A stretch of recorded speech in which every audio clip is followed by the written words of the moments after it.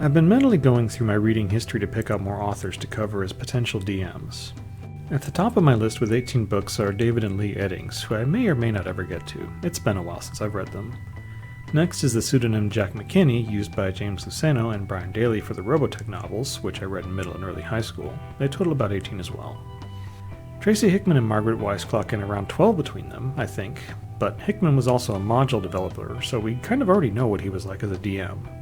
Terry Brooks pops up at 9 books, J.K. Rowling is there at an unsurprising 7, my read of George R.R. Martin is at 5, and after him there's a whole range of short story writers, comic book writers, and cartoon showrunners whose collected works are more varied than just novels. And also lots of onesie-twosie books and a ton of licensed novels like Battletech, Shadowrun, Warhammer, and Star Wars. But then I realized there is one author, more often a co-author really, that sits right between Rowling's 7 and Martin's 5. But he's not a sci-fi or fantasy writer. All of his books are non-fiction, mainly covering a single captivating but disturbing subject.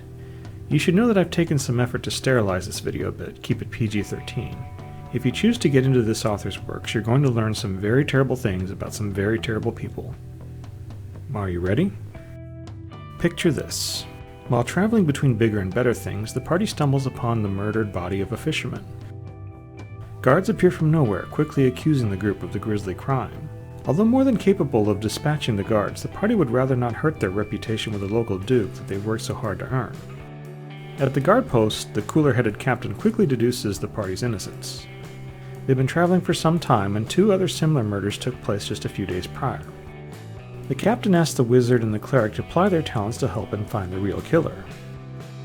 He takes the players back to the scene, where quick arcane and religion checks reveal that the murder is not part of any known magical ritual or performed in the worship of an evil god.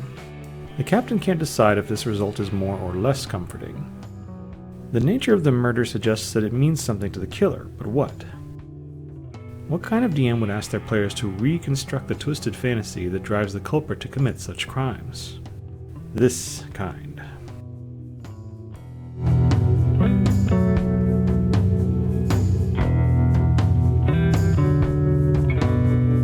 John Douglas is a pioneer in the field of criminal profiling, an occupation that has a bit of a muddy portrayal in movies and television. Criminal profiling isn't some magical divining rod that tells you who will turn into a murderer or not. It's a set of tools for narrowing the focus of an investigation, for exploiting a criminal's mistakes, and convincing them to communicate with law enforcement. I ran into Douglas's name a few years ago after returning a copy of Robert Graysmith's book on Zodiac to the library.